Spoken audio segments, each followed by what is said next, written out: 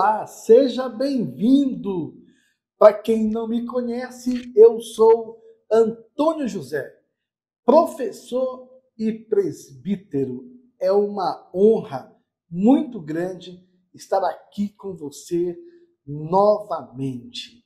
Durante esse trimestre, estamos estudando os ataques contra a Igreja de Cristo.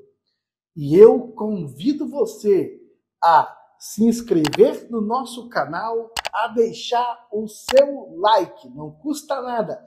Compartilhem nossos vídeos e, é claro, faça parte dessa grande família. Sem dúvida alguma, Deus tem muito a te abençoar. A lição de hoje é a lição 8. E tem uma temática, a sutileza do enfraquecimento da identidade pentecostal. Estamos no terceiro trimestre e é uma honra estar aqui com você novamente. Meus amigos, para começarmos esta aula, vamos para o texto áureo. E todos foram cheios do Espírito Santo e começaram a falar em outras línguas, conforme o Espírito Santo lhes concedia que falassem. Atos capítulo 2, versículo 4. A verdade prática, a doutrina do batismo no Espírito Santo e o falar em línguas como sua evidência são um distintivo pentecostal mantido pela nossa igreja. Meus amigos, vamos ao primeiro tópico desta lição, o Pentecostes bíblico. Antes de tudo, vamos dar uma passeada no Antigo Testamento. Percebemos claramente o mover do Espírito Santo na criação, na vida dos patriarcas. Em toda a história de Israel, o Espírito Santo tem uma relação muito grande com os profetas, pois eles falavam sob a direção e a unção do Espírito de Deus. Ah, que dias maravilhosos! Eram os dias dos homens do passado que desfrutavam disso.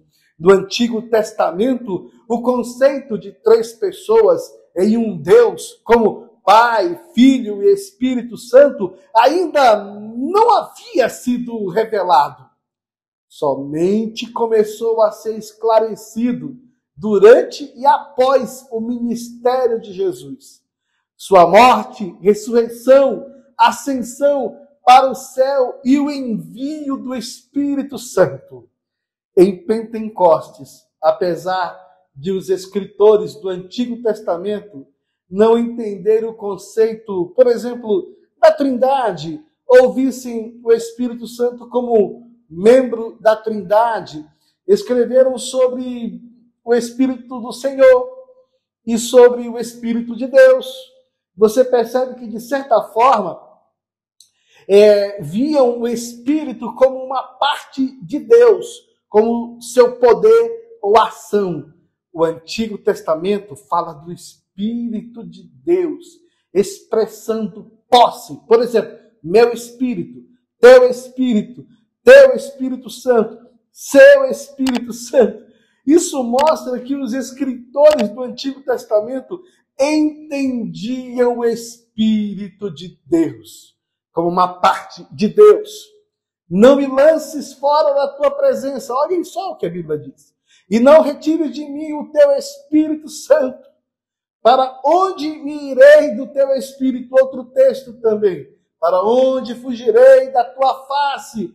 Refere-se ao Espírito de Deus, envolvido na criação do mundo e na fonte de vida dos seres.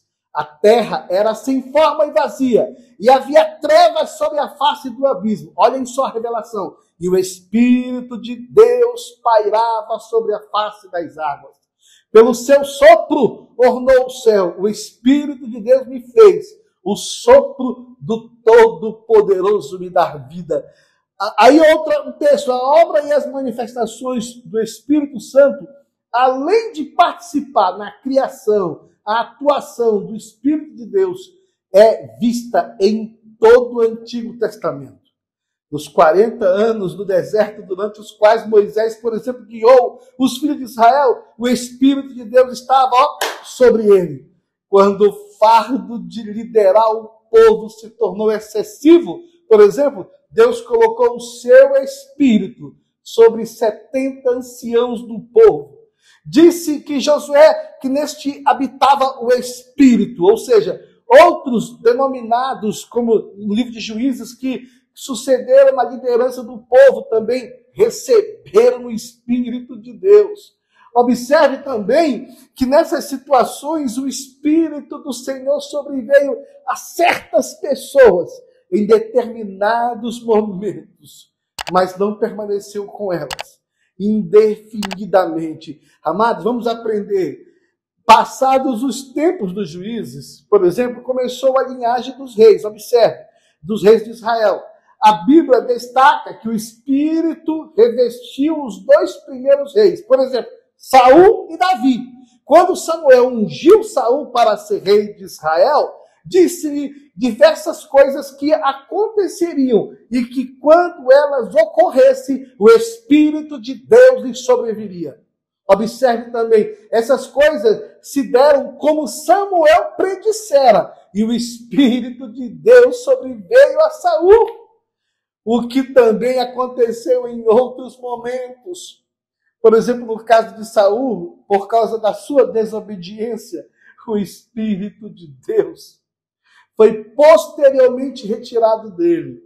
O Espírito foi dado a Davi anos antes de ele se tornar o rei de Israel. A Bíblia é assim, tomou Samuel um vaso de azeite, ungiu no meio de seus irmãos. Daquele dia em diante, o Espírito do Senhor se apoderou de Davi. Amados, o Espírito de Deus também é citado em relação à profecia no Antigo Testamento. Então o Senhor desceu na nuvem, ele falou a Moisés e tirou do Espírito que estava sobre ele, observe, e o pôs sobre aqueles 70 anciãos. Quando o Espírito repousou sobre eles, profetizaram, porém nunca mais voltaram a fazê-lo. Observe que ao instruir, por exemplo, Moisés com respeito à construção da arca da aliança e do tabernáculo, a tenda para abrigar a arca da aliança, por exemplo, assim como o altar, as vestes, as vestes sacerdotais e os muitos vasos necessários no tabernáculo para a realização dos sacrifícios de Deus. Por exemplo, existiam ali inúmeros trabalhadores com chamados específicos a quem havia dotado o seu espírito, a habilidade, a inteligência. Disse mais o Senhor a Moisés: vê, eu chamei por nome a Bezalel e o enchi do Espírito de Deus, habilidade de inteligência, de conhecimento em todo o artifício. O Espírito do Senhor também veio sobre os profetas do Antigo Testamento. Pedro, em sua segunda epístola, por exemplo, refere-se às profecias encontradas no Antigo Testamento e afirma que os profetas eram movidos pelo Espírito Santo de Deus. Acima de tudo, lembrai-vos de que nenhuma profecia da Escritura é de particular interpretação, pois a profecia nunca foi produzida por vontade dos homens, mas os homens santos da parte de Deus falaram, movidos pelo Espírito Santo. Ah, amados, como é lindo falar sobre isso.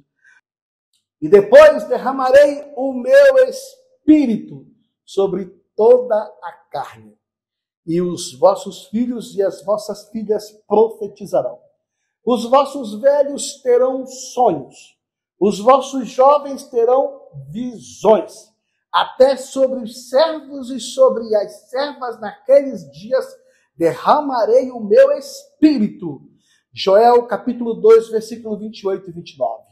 Contudo, Deus falou no Antigo Testamento de um momento futuro, o qual hoje sabemos ter ocorrido, que é o dia de Pentecostes, quando o seu Espírito Santo, que habitaria dentro das pessoas para lhe dar direção, discernimento, inteligência, pertenceriam a eles.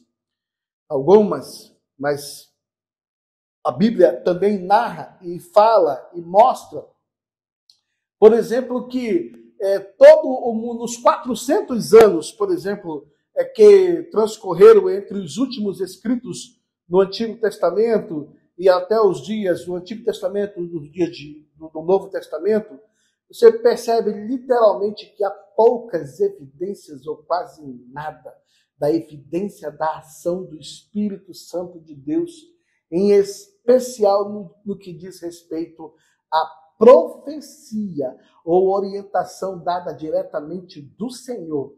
Entretanto, na alvorada dos tempos do Novo Testamento, o Espírito Santo voltou a se mover e agir entre o povo de Deus em relação ao nascimento de Deus Filho Jesus.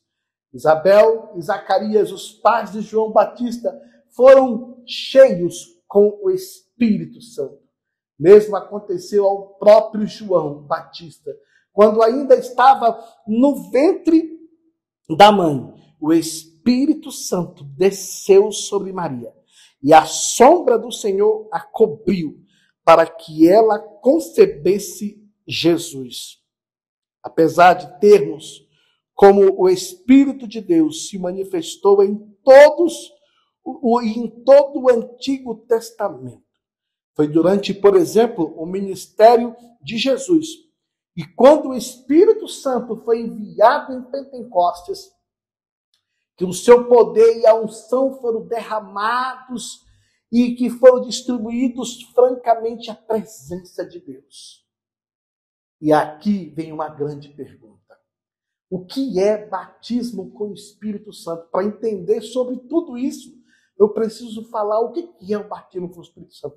Tanta manifestação de Deus, então hoje o que é o batismo com o Espírito Santo? Vou lhes explicar, de acordo com o Novo Testamento. O batismo no Espírito Santo é uma experiência enviada por Jesus Cristo. Como registrado no Evangelho de Lucas, Jesus descreveu como sendo a promessa do Pai, através do qual os crentes em Cristo receberiam o poder do alto. Exatamente isso. Não é uma brincadeira de crentes novos na fé, neófitos, não. O batismo é para quem crê. Você crê? Então é para você. É para mim, é para nós. Então você vai ter que buscar.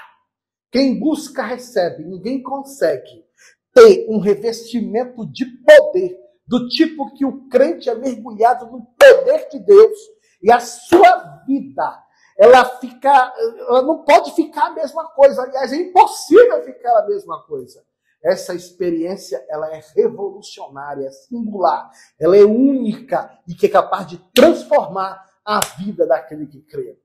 Já na introdução, por exemplo, desse estudo, pontuaremos aqui, importância desse estudo para a igreja nos tempos atuais. Por exemplo, a igreja tem que ter uma busca necessária. Os dons espirituais hoje são tão necessários quanto que no tempo dos apóstolos.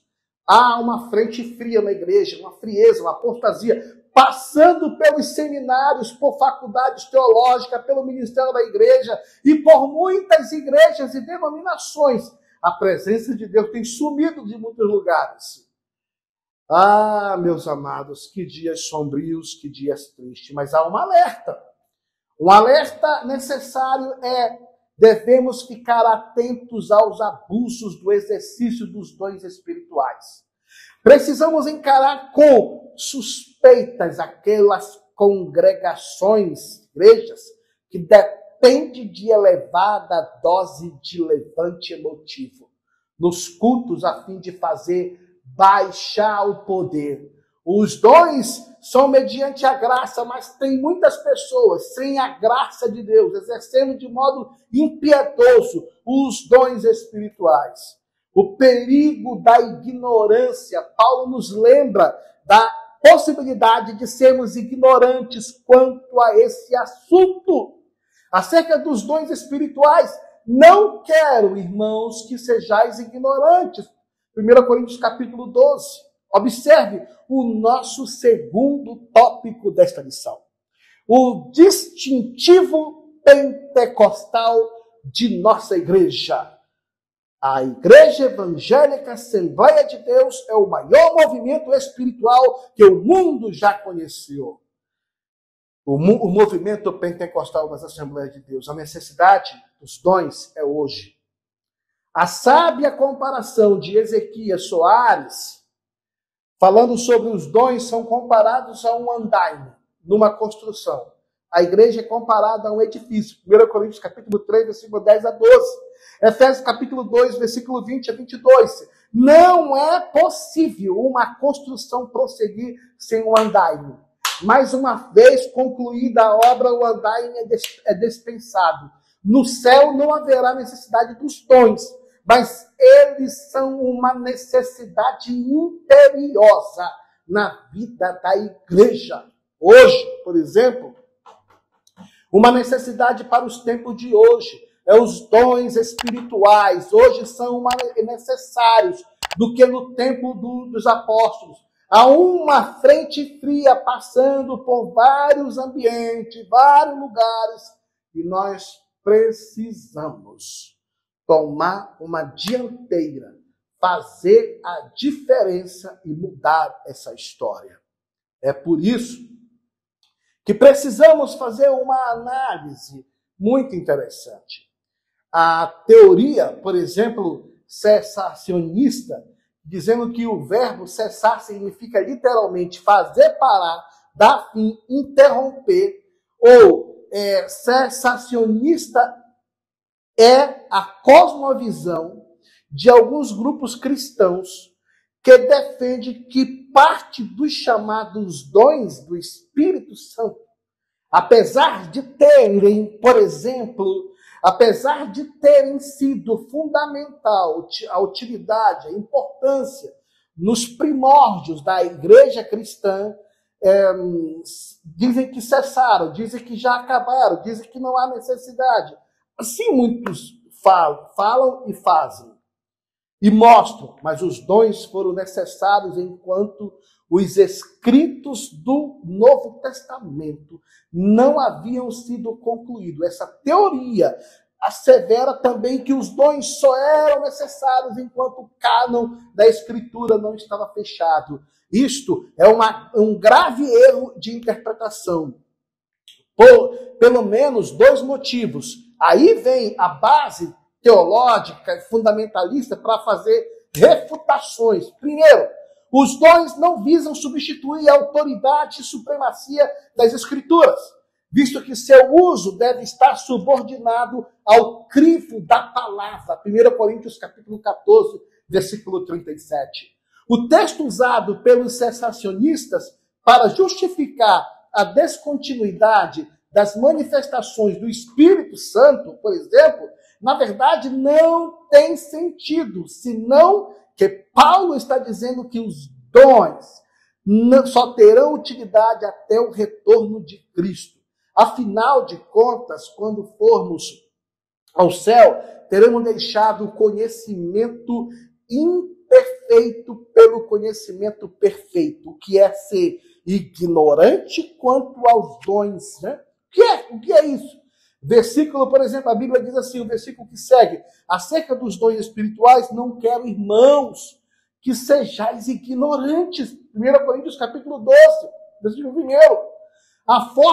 Essa fórmula paulina indica os assuntos que merecem nossa cautelosa restrição. Ignorantes no grego significa agnoeu, ou seja, ser ignorante não é não conhecer, não entender, não desconhecer. Ignorante por falta de informação ou inteligência. Ignorante por indisposição. Havia pessoas que ignoravam o assunto, ou seja, não queria aprender sobre alguns E aí criava uma onda de informação negativa. Meus amados, o Espírito Santo, no Novo Testamento, ao citar, por exemplo, o encontro entre Isabel e Maria, as duas grávidas, em Lucas capítulo 1, a palavra nos fala e enfatiza que Isabel também teve uma experiência de êxtase, pois recebeu o Espírito Santo e profetizou ao dizer: bendita é você entre as mulheres, e bendito é o filho que você dará à luz. Lucas capítulo 1, versículo 42. O anjo havia dito a Zacarias, marido de Isabel, que aquela criança, no caso João Batista, seria cheia do Espírito Santo desde o ventre. E quando Zacarias voltou a falar, ele também foi cheio do Espírito e profetizou. E acho interessante quando a Bíblia diz que nós percebemos esse padrão, agora nós percebemos esse padrão no Antigo Testamento e na teologia pentecostal, entendemos que Lucas reproduziu no livro de Atos o padrão que já existia. Mas a ênfase é a glossolalia, ou seja, capacidade de hablar, de falar em línguas conhecidas e não parecidas. Ou seja, a esclarecer a profecia glossolalia e missão conforme muitos teólogos narram e falam. A diferença entre o Velho e o Novo Testamento, quando tratam do aspecto de ser cheio do Espírito Santo, é que no Velho, por exemplo, em sua própria língua, enquanto que no Novo Testamento a pessoa é cheia e começa a falar em línguas, uma língua estranha. É um conteúdo de fala que não é da pessoa, mas recebida do Espírito do Senhor. E aqui tem uma mensagem: existe um padrão bíblico ligando o Espírito Santo a um enchimento missionário para uma missão específica. Os 70 anciãos tinham uma missão. Isabel tinha uma missão, Zacarias tinha uma missão, João Batista tinha uma missão, e todos tinham uma missão, e a igreja também tem uma missão. E, portanto, para que essa missão seja cumprida, é necessário a capacitação por parte do Espírito Santo em cada pessoa. Daí o enchimento do Espírito, da presença de Deus na vida das pessoas. É por isso que a Bíblia diz assim: o Espírito Santo dá um sinal de fala. Essa é a lógica do falar em línguas. Em Atos 1:8 diz: mas recebereis poder ao descer sobre vós o Espírito Santo, e sereis minhas testemunhas. Então, o objetivo desse enchimento é ser testemunha, ou seja, testemunhar. Ou seja, o falar em línguas, ele é um sinal desse enchimento. O que uma testemunha fala, esse sinal de fala é uma evidência desse enchimento. Então, existem pontos, por exemplo, que serão sempre discutidos. Por exemplo, se o falar deve ocorrer em todos os casos, mas do ponto de vista bíblico, há uma lógica do Antigo e do Novo Testamento. Isso vai sendo trabalhado. É por isso que eu acredito sim que é um sinal do enchimento ou de enchimento do Espírito Santo, a evidência, o sinal, o falar em línguas. Vamos para o nosso terceiro tópico desta lição: mantendo a chama pentecostal acesa. Crente forte na presença de Deus. Sendo membro e ministro, obreiro, servo, e eu filiado, por exemplo, a uma igreja pentecostal evangélica, eu, por exemplo, membro da Assembleia de Deus, eu me preocupo com algumas crenças associadas na prática do movimento pentecostal, entre os quais se acha, por exemplo, o que é denominado reteté, ou então o repreté, o qual, embora é estranho, por exemplo, ao pentecostalismo histórico ou clássico, parece ser visto por muitos como a própria essência do pentecostalismo, por exemplo, o reteté. Olha só, uma praga surgida no seio das igrejas pentecostais, que aconteceu e começou na década de 90, para caracterizar-se por comportamentos esquisitos durante o culto, erroneamente atribuídos, por exemplo, o exercício de dons espirituais num contexto de suposto derramamento do Espírito Santo. Isso é cheio do poder. Está sentindo a presença de Deus. Porém, vamos ter discernimento, vamos ter cautela. Tais comportamentos anormais incluem cair ou dançar no Espírito, ficar estatelado no chão com os braços para cima, gritar de alegria ou de angústia, urrar como animais, deitar-se no chão, rolar no chão, sacudir-se, ficar tremendo, compulsivamente ficar em transe, sair correndo pelo salão da igreja, rodopiar, pular, movimentar, corpo para baixo, corpo para cima. Meu Deus, é uma onda isso. Ficar rindo descontroladamente, espalmar as mãos e mover braços de forma circular, entre outros. Alguns desses movimentos, ou dessas atitudes, lembram práticas de outras religiões. E já existem aqueles que em reuniões da igreja, por exemplo, acham que precisam vestir roupa branca, ou tirar os calçados dos pés, quando assumem um púlpito, por exemplo, quando eu era criança, eu via muita gente fazer comentário, criança na fé, né? Meninice, comentando como forma de um assembleiano infantil que começou agora na fé e tal, etc. Porém, a gente vê que até os dias de hoje existem pessoas assim. É por isso que o apóstolo Paulo, por exemplo, ele diz que tratando dos dons espirituais, que importa que as pessoas não se comportem como menino, sejam adultos na fé, amadurecidos, né? Agir de uma forma ordeira e sábia. Uma outra expressão utilizada pelos meus irmãos assembleanos para aludir a tal tendência, por exemplo, é muito eloquente e bíblica, o fogo estranho, né? A pessoa se manifestar, a gente percebe de uma forma meio estranha. Ou seja, a partir de textos como esses, os crentes e líderes assembleianos, de modo simples, mas arguto, eles reconheciam no reteté um fenômeno divorciado da fé pentecostal. E próprio de crentes imaturos, preste atenção, muitos amadurecidos não caem nessa. São pessoas, vividas, experimentadas, e não vão cair nessa onda.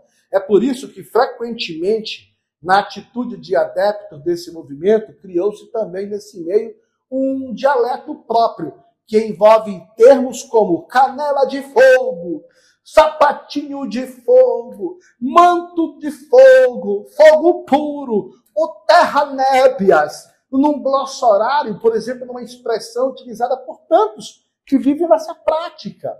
Porém, entre aspas, pensam que são pentecostais, clássicos que fazem comumente esse comportamento. Pergunta quantas almas essas pessoas ganharam ou ganham durante o mês, durante a semana. Então, muito interessante. A sede de almas baseada no movimento espiritual tem que andar juntos. E aqui tem um detalhe bem interessante que não podemos também deixar passar, é que nós precisamos ser pentecostais maduros, amadurecidos, ordeiros, e que venhamos viver as Escrituras com tamanha maturidade. Queridos líderes, professores, vamos acompanhar com discernimento de Deus na vida e na vida da fé cristã, para que não venhamos cair, por exemplo, em tamanhos retetés ou reprepés que possam acontecer na vida de muitos irmãos em algumas igrejas. E aí o Espírito Santo na igreja de Cristo. Você é igreja. Como está o Espírito Santo? E aí eu preciso te falar que palavra de sabedoria. A verdadeira sabedoria vem de Deus. O dom da sabedoria é uma sabedoria espiritual que vai além da experiência e do bom senso. Deus é a fonte de sabedoria e quem é humilde de coração, ou seja, recebe a direção e a instrução do Todo-Poderoso, conforme Provérbios capítulo 2, versículo 6. A palavra do conhecimento, que é um outro dom, que fala que o Espírito Santo ajuda a compreender, a explicar assuntos espirituais. O conhecimento pode ser compreendido como a ciência, a capacidade de acumular experiência através do Espírito Santo. Isaías capítulo 33, versículo 6, falando sobre fé. Fé, todos que aceitaram a Jesus como seu Salvador têm esse dom, mas algumas pessoas têm uma fé especial, sobrenatural, forte. A fé é a base de todo cristão, mas pode ser desenvolvida através do crescimento da nossa fé, gerar grandes frutos, conforme Lucas capítulo 17, versículo 6, Efésios 2, 8 a 9. Ou seja, e a cura, outro dom. Deus dá o poder para curar doentes milagrosamente. O dom da cura não atua somente na parte física, mas também na área psicológica e espiritual, como na libertação. Mateus capítulo 10, versículo 8. Milagres, ou seja, os milagres, os dons de milagres e maravilhas, o Espírito Santo capacita a fazer sinais e maravilhas. Vale lembrar que milagres acontecem para que o nome do Senhor seja engrandecido. Em um milagre não é apenas material, ou seja, um milagre não é apenas material. Ou seja, profecia, vamos falar desse dom? O que quer dizer profecia? Profecia quer dizer profetizar, é transmitir uma mensagem por inspiração de Deus. Profetizar não é adivinhar o futuro. A profecia surge da vontade de Deus de revelar algo à igreja ou uma pessoa. Discernimento, outro dom, discernimento de espíritos, um dos mais importantes que eu acho. Discernir espíritos é entender se uma mensagem vem de Deus ou não. Ou o discernimento é muito importante para impedir a igreja de cair no engano. Todo cristão deve desenvolver o dom do discernimento. Ele é essencial na caminhada da fé. Coríntios capítulo 2, versículo 14 a 6. O outro dom é variedade de línguas, falar em línguas que você não conhece. O dom de línguas ou línguas estranhas está diretamente ligado ao dom de interpretação de línguas, pois o objetivo principal do dom é edificar a igreja e não edificar a si mesmo. 1 Coríntios capítulo 14, versículo 4, 1 Coríntios capítulo 14, versículo 18 e 19. Aí vem um outro dom, capacidade de interpretar as línguas. Quer dizer, entender e transmitir a mensagem a alguém que está falando em línguas, pela revelação do Espírito Santo. 1 Coríntios capítulo 12, versículo 10. E aqui tem um detalhe interessante. Para que servem os dons? Todos esses dons servem para quê? Primeiro, eles servem para você servir melhor, ou prestar ajuda a alguém, ajudar a igreja e outras pessoas quando precisam. Quem tem o dom de servir é sensível para as necessidades dos outros e sabe quando ajudar. Não é para ser uma estrela na igreja, não é para ser famoso, não é para receber elogios. É uma pessoa que tem um coração para se doar, para se entregar. Ajudando pessoas a estarem instruídas, pessoas de acordo com a Bíblia. Dar ânimo, encorajar outras pessoas na hora certa, com palavras certas, pelas inspirações do Espírito Santo e mensagens dele. Deus dá a algumas pessoas muitos recursos, como generosidade, para poderem contribuir com generosidade, com uma série de posses para poder contribuir à comunidade, à igreja. A generosidade é um dom que combate a avareza e a ganância. E aí, outro dom também que precisamos muito entender é a liderança. Pela graça do Espírito Santo, os pastores, os mestres, os líderes, eles têm que ter essa capacidade de sabedoria, de autoridade, de guiar os outros crentes, de orientar os outros crentes, de ademoestar, de confrontar. Enfim, grande essa responsabilidade. E outra coisa, ter misericórdia, ter compaixão por outras pessoas, compreender a dor das pessoas. Deve ter empatia, colocar no lugar dos outros e colocar no lugar dos que sofrem. Assim tem que estar os líderes hoje. Será assim? Está assim? Pergunto, né? Administração, hoje, o poder para organizar diversos grupos de atividade da igreja de forma eficiente, mantendo a ordem, a disciplina e o bom testemunho. Tudo isso a gente só vê numa igreja ou numa liderança que tem o Espírito Santo. A outra coisa que percebemos em pessoas que são cheias do Espírito Santo é a sede por almas, é a sede por evangelização, é a capacidade para transmitir a mensagem da salvação e trazer pessoas para Deus. Compete a todo cristão a anunciar as boas novas do Senhor. Mateus capítulo 28, versículo 19 a 20, o que são os 7 dons do Espírito Santo. Os 7 dons do Espírito Santo são uma lista de qualidades espirituais, difundidas na tradição cristã e que percebemos, por exemplo, as referências disso pautadamente nas Escrituras, como a sabedoria, entendimento, conselho, poder, conhecimento, piedade, pessoas que estão vividas, envolvidas, comprometidas com isso, faz toda a diferença. E pessoas que vivem assim, vivem embaixo do temor ao Senhor. Pessoas que vivem assim, elas vivem em amizade com o Espírito Santo e têm os seus dons. São pessoas que não andam na carne. São pessoas que vivem no Espírito. São pessoas que procuram agradar a Deus em tudo. E aí, quando uma pessoa procura, e é cheia do Espírito Santo, e ela procura agradar a Deus em tudo, sabe o que ela tem? Ela tem amor, ela tem alegria, ela tem paz, ela tem paciência, ela tem bondade, ela ama, ela perdoa, ela tem fidelidade, ela tem mansidão, ela tem o domínio próprio.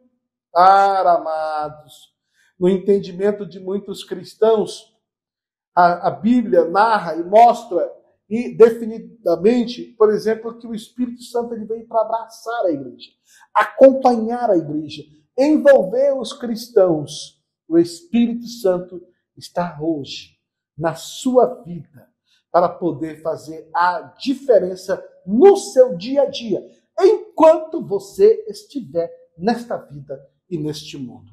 E aí é que nós temos que ter a clara convicção em nossa mente que há diferentes dons e ministérios, mas é o mesmo Deus que atua em todos os dons, sempre com a finalidade de edificar a igreja, a finalidade de acompanhar a igreja, cuidar da igreja, curar a igreja, fazer com que o cristão seja um cristão mais amigo do Espírito Santo e mais vencedor em todas as batalhas que ele vier a enfrentar. Meus amados, meus queridos, esse comportamento de estar vivendo com toda essa amizade com o Espírito Santo, precisamos fazer uma observação. Por exemplo, todos nós vivemos aqui nesta terra e vivemos em base de pressão, de lutas, de perseguições, de calúnias, de difamações, de enfrentando provações, tentações e uma série de coisas que venhamos enfrentar. Estamos no final dos tempos. Quanto mais o tempo passa, mais amigo do Espírito Santo temos que ser. É por isso que não devemos nos proibir dessa liberdade de buscar os dons espirituais e essa amizade com o Espírito Santo, porque quem tem amizade com o Espírito Santo consegue sim fazer muita diferença nesta vida. É por isso, meus queridos e meus amados amigos, é que eu, sinceramente, agradeço muito você por ter estado conosco em nossas videoaulas, em mais esta videoaula. Eu deixo aqui um recado. Inscreva-se em nosso canal. Deixe o seu like, não custa nada, e compartilhe os nossos vídeos.